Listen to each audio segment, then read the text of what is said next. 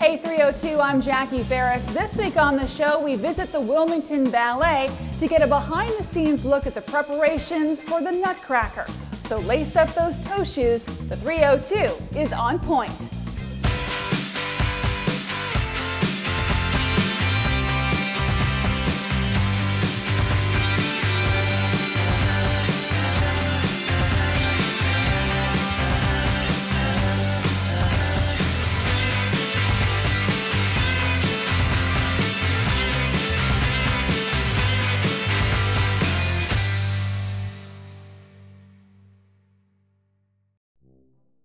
Hey 302, we are at the Wilmington Ballet and they do a wonderful Nutcracker each year, but there's so much more to the Wilmington Ballet than that jewel of a performance we see every day, every holiday season. I'm joined now by Diane Abrams, who is the owner of the Brandywine Dance Shop and also an alumna, to tell us a little bit about the history of the company. Diane, thank you so much for joining us. Hi, very nice to meet you. Now, this company has been, it's celebrating 63 years this year. It's amazing. It has. I was in the first production of the Nutcracker in 1967 and had numerous roles throughout the years and did my time as a little angel and a little party child and Mother Ginger and worked my way up through the ranks. Now talk to me a little bit about the founders of the company. Sure. Mr. Jameson, or Mr. J as we called him, and his peers called him Jamie Jameson, began his career as a Highland Scottish dancer where he won numerous accolades and awards, eventually venturing into the world of ballet. He performed or was asked to choreograph for Agnes de Mille and run the rehearsals, teaching the cast the traditional style of Scottish dancing. And that began a friendship and a long time career with Agnes de Mille. In 1954, he was invited by Chick Laird of the Brandywiners in Delaware, in Longwood Gardens, to stage a production of Brigadoon. And he did it every 10 years thereafter. That began his love of Wilmington, Delaware. And then he just stayed here. Now, we're talking about a heavy hitter at the time in the ballet world who comes together with Madame Antonova to start this company. Correct. Talk to me about Madame and about the dance style that they taught here. Madame met Mr. Jameson in New York through his career in New York, and she moved to Wilmington, and when he was here staging Brigadoon, she asked him to join forces with her, and they opened up the Academy of the Dance. And the style of teaching that they had was very strict Russian, at least Mr. Jameson. When I had Madame, I was very young and remember her being just such a sweet soul, carried a big stick, which I think maybe was her bar, but very gentle with her students. Mr. Jameson ruled with an iron fist, but everything was also done lovingly, commanded a lot of respect from his students. So I think that I learned so much in values and hard work through him, through taking classes through him. So something that you carried into other areas of your life? Absolutely, carried into all areas of my life. Because now you own a dance shop, right? Yes, in fact, he was one of the first people that I called when I opened up my business and told him that I was still involved in the dance world, and he was nothing but supportive and congratulatory and just wonderful as far as sending me his students. That's fantastic. Now, were you here? I know originally it started out with just the piano to accompany the dancers, but there was a transition to a full orchestra. Well, there was. Yeah, in fact, we always had piano in the studio, which was very motivating. It just made you want to perform every exercise in class. And When we first did the Nutcracker, we had the piano, and throughout the years they added the orchestra, and even for the snow scene they would have singers brought in, a choral group brought in, and it just all added to the atmosphere of being on stage and helped us to present the story that much better. Now, I know in 63 years there have been a lot of ballet dancers that have come through these doors, and I understand there have been some of some acclaim. Absolutely. When I was here, there was a lead dancer in the Nutcracker at the time who went on to dance with ABT, American Ballet Theater, which is hard, very difficult to get into with all the competition, and another girl went on to Boston Ballet, there's Harkness Ballet. Even more recently, there's a girl who's with Washington Ballet who is here at Wilmington Ballet. She started here, as well as Susan Stroman began here, as she's a Tony Award-winning choreographer. There are just so many, so many people that have been in and out of the door that have illustrious careers due to their training here. Now, most of the folks that came through are people who just love ballet, you know, who want to dance and maybe can't do it as a career, but are attached to it some way or not. How do you think the company has touched the community, the regular folks? Well, I also knew that I would not have a career. There are just so many things, as far as a ballet career, there are so many things that have to be in place for that to happen, body shape and feet and et cetera, et cetera. But we just carried it to the limit to be as good as we absolutely positively could be. Excellent. Diane, thank you so much. Thank you. And we're going to talk a little bit more about the Wilmington Ballet when we return.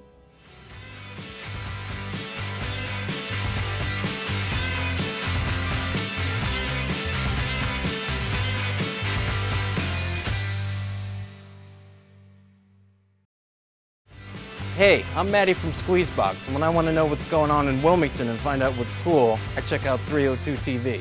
Thanks. Welcome back. We're at the Wilmington Ballet and we're talking all things Nutcracker, whether it's performing the Nutcracker or getting ready for the Nutcracker, which is a year-round thing. I'm joined now by Ann Cole, who is the director. Ann, thank you so much for joining us. It's a pleasure. Thank you for interviewing us. This is a really great treat. So you guys are always doing something for the Nutcracker. Talk to me a little bit about, you know, the year-round schedule. Always, yes. We perform Nutcracker usually the first weekend or two of December, and then right after that we start planning for the next season.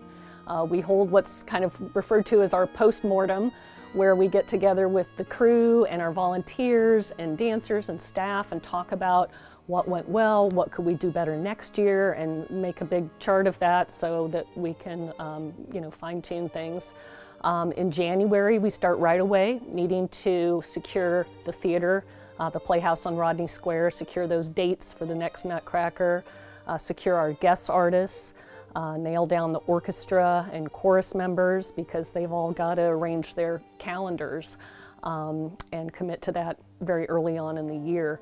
And then February is grant writing time and trying to the Delaware Division of the Arts has been a wonderful sponsor, as well as the Nathan Clark Foundation. They gave us very generous donations for our operating expenses and for scholarships, and so we put that toward what the incredible expense of Nutcracker. In the spring, then we start thinking about what changes might we need to make for the next season, any changes we want to make on choreography, costumes, sets, depending on things that might need refurbishing in the sets and props, but also our dancers. What kind of crop of students do we have coming up this year?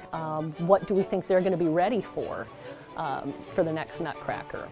And then we used to hold auditions in the fall, but that ends up being kind of a really tight time frame. So we're going to hold auditions probably at the end of our spring semester for the coming up Nutcracker.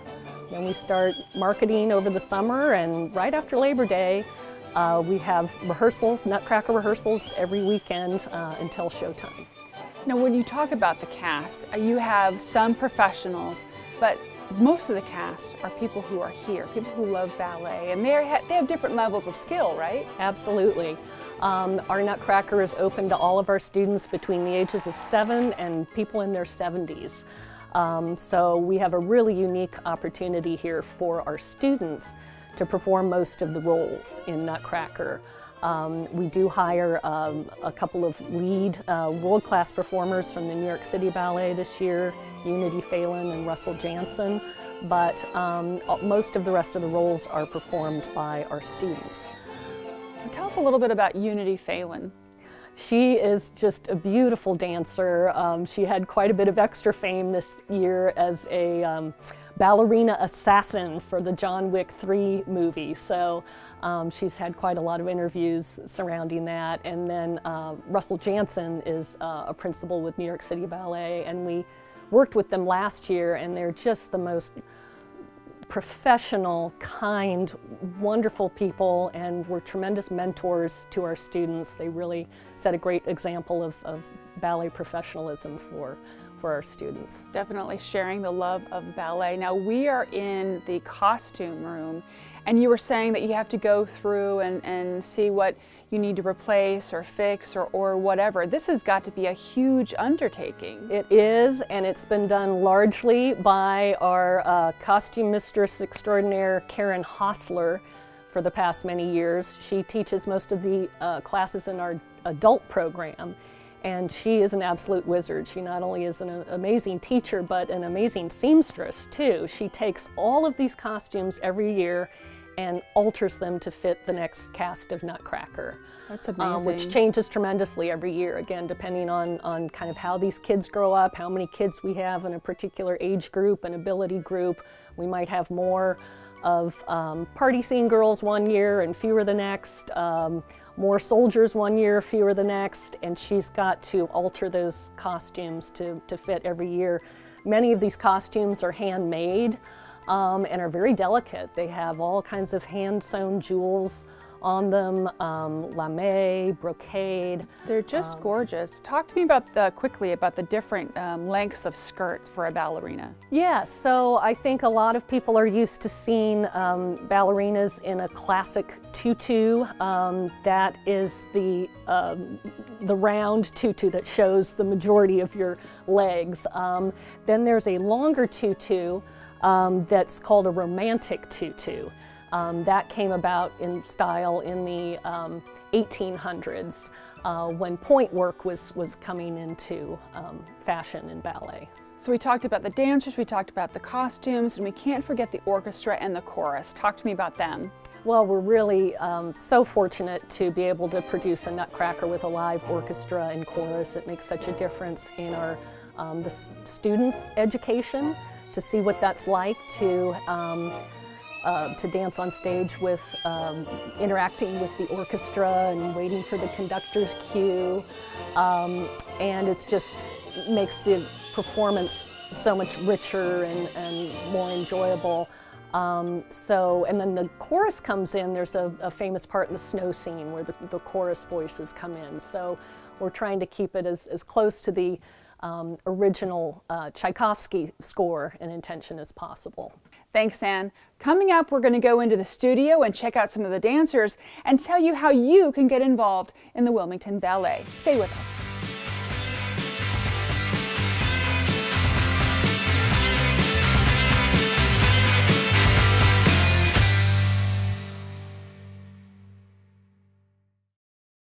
Hi, my name is Rich Fisher at Squeezebox Records, and if you're not watching 302 TV, you're missing it. Welcome back. We've been talking about the Nutcracker at the Wilmington Ballet, and we're joined by Anne, the director. Now, I know that the Nutcracker is the first weekend in December for performances, but you also have a fundraiser to tell us about. Yes, the Nutcracker is very expensive to produce. The cost of the theater and the orchestra, costumes, guest artists, etc. So we do need to raise extra money for that, and we're having a wonderful fundraiser coming up here in early November.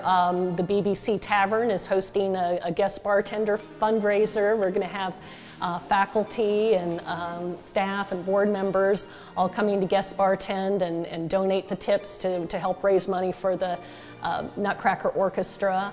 And then the Delaware Division of Arts has generously offered a challenge grant so that they will match the donations that we're going to be having at this fundraiser. Now, you do a lot more than just perform the Nutcracker and prepare for the Nutcracker. You have a performance in the spring? Yes, so in addition to preparing for next year's Nutcracker, right after this year's Nutcracker, we'll also be preparing for a big spring production. Our students love to perform, and so we try to give them as many opportunities as possible. We're preparing a full-length Snow White production to be performed at both Mitchell Hall and Cab Calloway's theater, and we're doing that in collaboration with Mid-Atlantic Ballet, because it's really great for small arts organizations to have the chance to share resources and collaborate. And then there's something in the summer, correct? Correct. We have been invited in the past and are looking forward again to being involved with some of the Italian festivals put on by the Ariana Alliance, as well as the Da Vinci Society. Ariana is working on a big riverfront festival next July 2020. And we look forward to being a part of that production and performing. And we also like to give our adults love to perform just as much as the younger students. And so this past year, and we'll probably do it again this year, meaning 2020, summer of 2020, we'll do a mostly adult performance and let our adult students have the chance to work on some new choreography and different types of dance styles. Last year we performed that at the Hagley Museum, which generously offered up some performance space for us. It's a gorgeous area. It is, it's really lovely. And we'd love to do that again in 2020. Now, you talk about adult performances, and I know there are a lot of people who are going to be watching this who are going to be like, when I was younger, I enjoyed ballet, or maybe I couldn't afford to do ballet, or I didn't have the time, and I wish I could do it now. You have adult classes. Talk to me about those. Absolutely, come on down. We get calls every day from people like that saying, I always wanted to study dance, but I was never able to as a child. My parents wouldn't let me, or I loved dancing when I was a child and have been away from it for so long and would love to get back into it. We have an incredible adult program with dancers from their teens on up into their 70s. And it's really, really inspiring to see how dance helps people live longer and happier, healthier lives. I think it's really, some of our oldest students, I think, really get a lot of benefit from the combination of the physical and mental exercise, trying to coordinate their movements with memorizing steps and making it all fit to music. So we do have classes for adults of all ages and all abilities. We have beginner classes, intermediate classes, and advanced classes. Even some of our adults wear point shoes. They're pretty advanced. Some are former professionals. And we hold those classes all year long. Our adults don't like to stop. It's hard to get back in shape after you've stopped a while, so we keep those classes running all year and almost every day of the week. Now, I know we're hearing a lot about the recommendations for stretching and yoga and things like that, and this kind of falls right in line with that. You talked about the mental stimulation that you get in trying to do things to music, but there's also a physical benefit, flexibility, and it helps with your balance, right? Absolutely, yes. I'm amazed at some of our dancers in their 60s and 70s who move like people in their 20s and 30s, because that daily exercise and that mind-body connection helps them improve their balance and their strength, and keeps them healthy longer. So you've got classes, then you've got the Nutcracker in November, you've got a fundraiser in November as well, you've got a spring performance, a summer performance, an adult performance at Hagley. So there's so much going on here. If somebody wants to know how they can get involved, maybe they want to, you know, if they can't dance, maybe they can give money, or maybe they can help you build a set or with music or something. How does someone get involved with your organization? Just give us a call or visit our website. But there's absolutely plenty of information there about how to get involved, and we welcome all volunteers and people who want to help out the organization. We also do a lot of outreach efforts and offer scholarships around our underserved community, and provide donated tickets to our Nutcracker. So we're always looking for people who can help us with those efforts. Excellent. And your website one more time? WilmingtonBallet.org. Excellent, Anne. Thank you so much for spending the time with us. Thank you so much for having me. And we'll be right back.